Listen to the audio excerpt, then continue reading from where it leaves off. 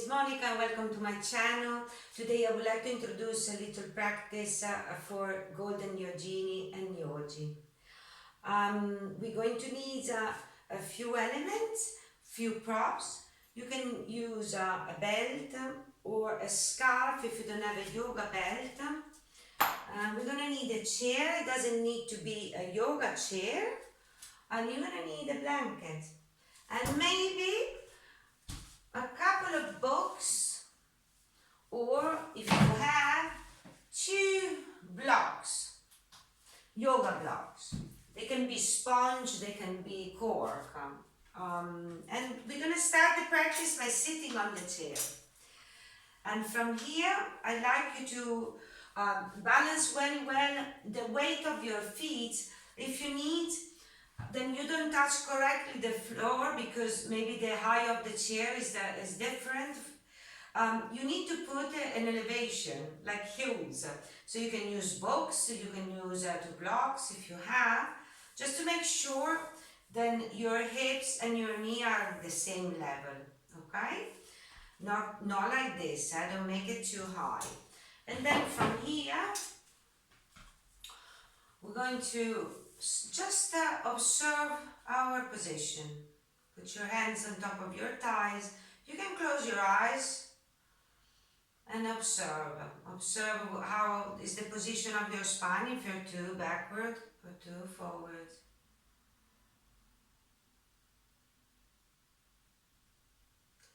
And observe the point of inflammation in your body.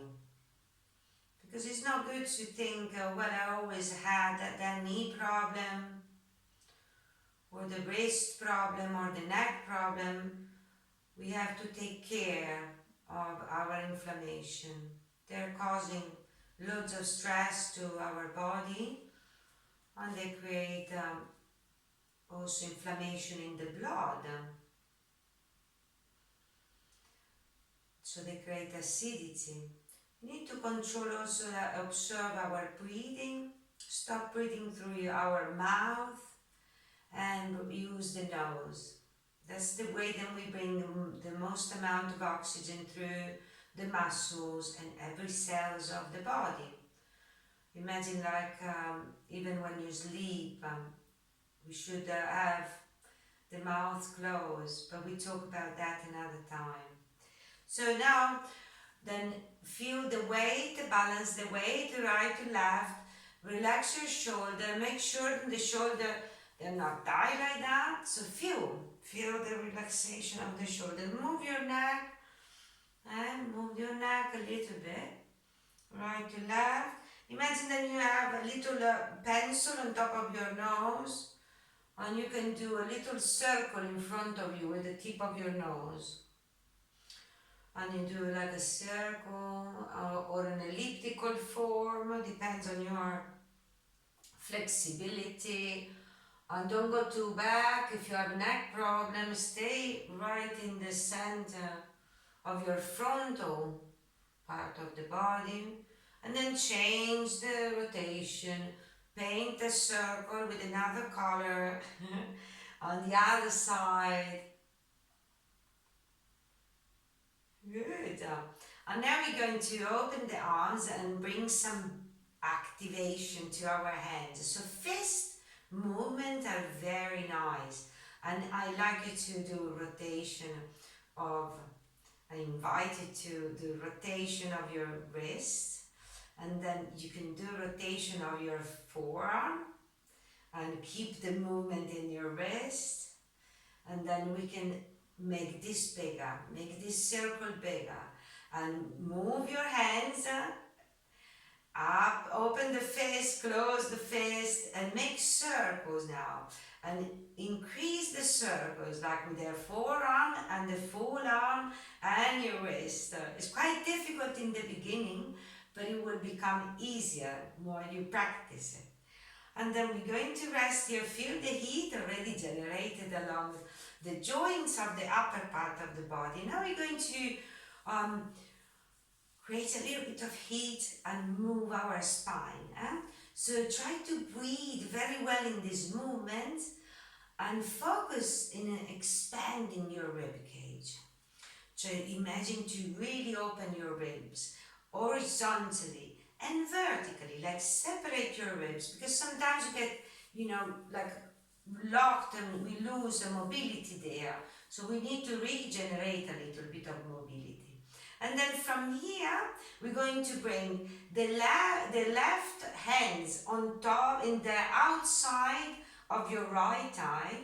And then we're going to take the right arm back to the chair, wherever you can grab the chair. I'm going to move so you can see me from the side. So I'm going to bring the left here and I'm going to rotate this.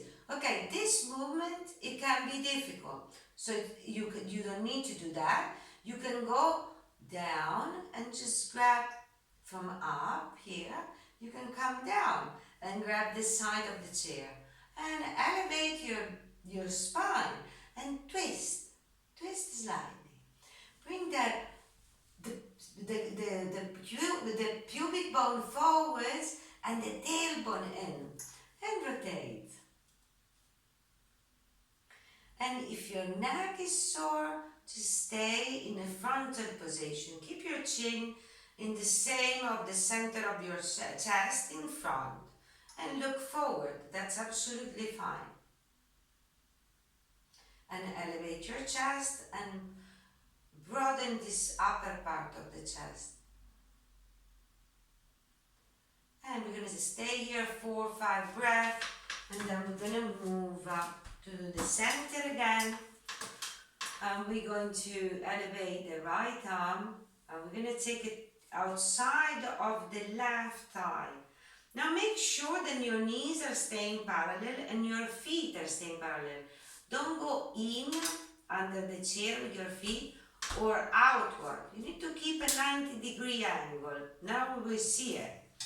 So I'm going this way now. And you see, if I do this with my feet, it's really bad for my knee. And if I go like that, well, it's okay if you don't have, it's better probably do a little bit forward than back. But this 90-degree angle, it will be safe. So we're going to keep the hands here, and we're going to do either this movement if we have mobility, or from here, we come down and we grab the chair toward the side, and we're going to rotate. And we breathe here. And if you have a neck issue, don't turn your head completely. Keep your head in front of your spine with the chin on top of your heart almost. And breathe and connect with the lungs. Inhale from your nose.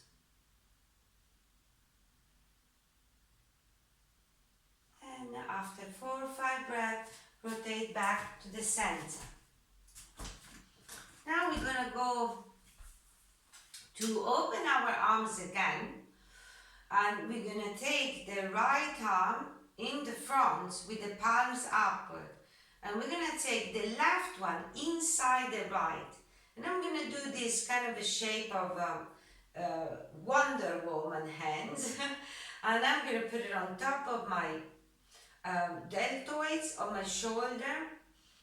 And now we're going to do this breathing by arching and closing our back. So I'm going to show it from the side. You keep your hands on your shoulder, and we're going to inhale. If you have a problem with your cervical, keep your head on top of your arms.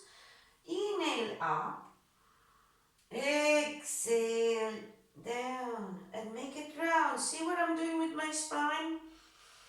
And inhale up, don't arch too much your neck, and exhale down. Keep it focused, breathe through your nose.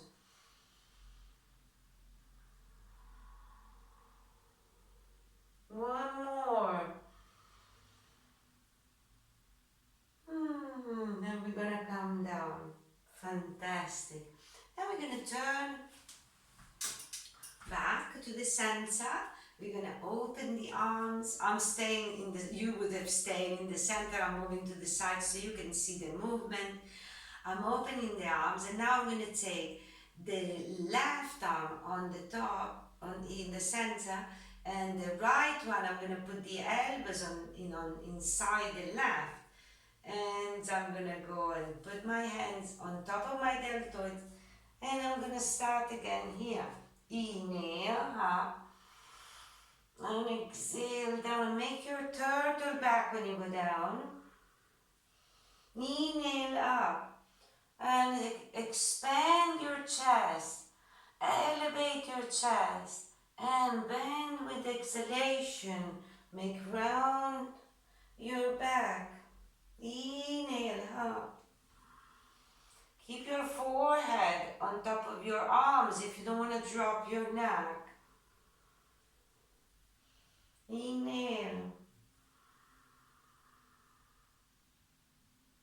Exhale. Through your nose, close your mouth. And one more.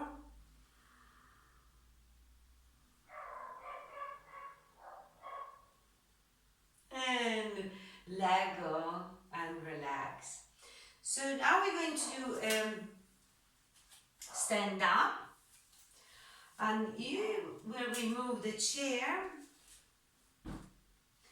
and we're gonna sit. Depends what chair you have, okay? Again, if the chair is too high, you need to have contact with the floor, so put a block under your foot, and then sit on the side and move this leg forward, not too much backward because it will be very tight. So bend your knee and stay. You can stay aligned with the line of the foot, the right foot, or you can stay a little bit forward with the left one. And when you're here, I'm removing the block. If you need the block, is good. Put a lot of contact with your foot toward the floor. Press the floor. If you can, never move your knee in the back, because if you have knee problem, that will hurt. And if you extend it too much, then you will have a little bit of pain inside of your diagonal, or the adductor, so the psoas. So bring it in right here. And now we're going to do the warrior 2, Virabhadrasana 2. So open your arm, separate your arms from the center of the chest, and then rotate slightly your head. If you have a neck problem, don't go and look at your right hand. Stay here in the center. It's fine, no problem. And try to don't drop. Try to don't drop. Try to stay, elevate your spine from the center. And bring your pubic bone forward, so you are aligned with the neck position. And make sure always that your neck is free bone movement. And now we're going to bring the forearm down. We're going to pass these arms down, and we're going to enter Utthita Parsvottanasana variation with the chair. And you're going to bring your right shoulder a little bit forward, so you feel that we're not looking down to the floor, we're collapsing down to the floor. We need to elevate the spine. So try to think you're bringing up, open the chest, and open your arms, and take it, if you can, on top of your head. If you cannot, it's okay. Here or here, behind your back. You can put your hands on top of your lower back. And you're going to come up after 3 or 4 breaths, or 4 or 5, depends on how you feel when we practice. Always listen how you feel. Then we're going to do this other position on the other side. So move your leg in a comfortable zone. You don't need to stretch if you don't have the flexibility. If you have the flexibility, yes, of course. I know lots of you Golden Yogini have loads of flexibility. So make sure that your foot is aligned, is not inside or outside. Try to stay balanced with your heel under your knee if you can, as much as possible. Bend the other one and extend your arms, separate from the center of the chest and go and look toward your left hand and align your body. Don't go back or forward. Try to stay above your pubic bone with your head. And look if you can, if you don't have any cervical problem.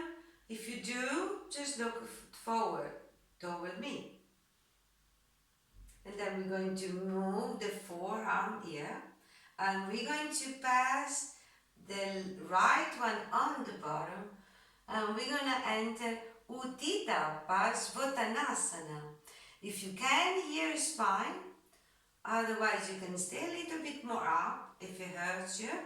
Or you can put it here in the back with your palm against your lower back and bring a slight rotation of your left shoulder toward the front. So we spread and open the chest and keep your neck not down, not this way. Align, feel your spine. Align your neck with your spine and keep mobility in your neck. And then after 4 or 5 breaths, we're gonna come up and finally come back to the center. Keep your feet like this for a moment. And we're going to extend our arm in the front. And we're going to interlace our finger and we're going to go up. Breathe. Keep this nice opening of your hips outside. And elevate your palms up and like push away all the clouds above your head. If you cannot stretch completely your arms, this is fine. And also, if you move your hands in front of your forehead, like if you want to protect yourself from the sun, it's perfect. It's actually, as you will feel a less load in your spine. And then we're going to come down. We're going to change the cross. So before you had a thumb, the right thumb above or the left thumb above. Change. Padangulyasana, and we're going to go up again. And we're going to do this extension. Again and again. You can block the light in your eyes by putting your arms in front, and you can also bend slightly your elbows. There is no need to hyperextend your arms. Be careful that your neck have mobility. And slowly come down. Close your feet again. And now from here, I'd like you to teach you a little bit of a small breathing, a small pranayama, which is at the beginning of is to just take consciousness of the breath in through your lungs. You know, normally we breathe a lot. One lungs is more energized than the other. It's like our side of the body. One part is stronger than the other. So it's the same. So Ujjayi, the first step is to observe the breathing. Close your mouth through your nose. And try to bring the breath deeper into the lower part of your lungs. Because this is the part then it doesn't get really consciously, like naturally, a lot of oxygen, you know, we don't breathe that deep. So it's a good education that we receive from the pranayama. You also activate the pranayama, is bringing energy through, vital energy through our body. So by closing your eyes and connect with the breathing, relax your tongue and your throat. Breathe through your nose. Now we're going to balance the two lungs, and then we're going to do a relaxing breathing. So relax your abdomen because it's very important to keep those organs soft, not hard. So let go your belly, nobody's watching you. So let go your belly, relax your belly, relax your neck. Now we're going to do an inhalation, short, like 3 seconds of inhalation. And we're going to do 6-10 seconds of exhalation. So you're going to inhale, exhale, and then we're going to inhale 1, 2, 3 seconds, and we're going to exhale 1, 2, 3, 4, 5, 6, and go back to inhale. So if you don't want to count, just make sure that your exhalation is longer than your inhalation. Make very short inhalation. And I know in the beginning it's difficult, so just try to observe to bring all the breath down and release the stress by exhaling longer. It's very helpful if you're nervous or you have, a little bit of anxiety, maybe sometimes a little bit of depression. It calms the nerve system, the parasympathetic nerve system, it comes up. So it will make you feel more joyful, because we are oxygenating better and we're taking control of the breath. Keep the breathing 3 seconds in, 6 or 10 seconds out.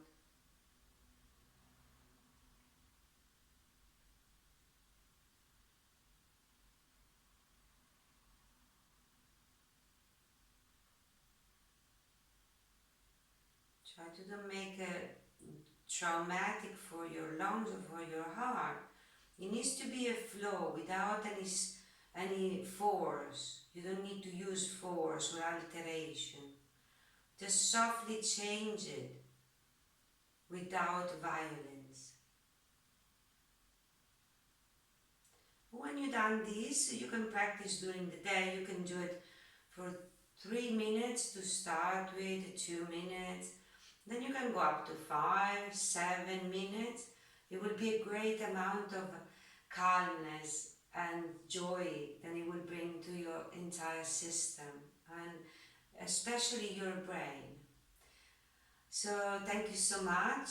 I will post more. I hope you enjoy the practice. Namaste.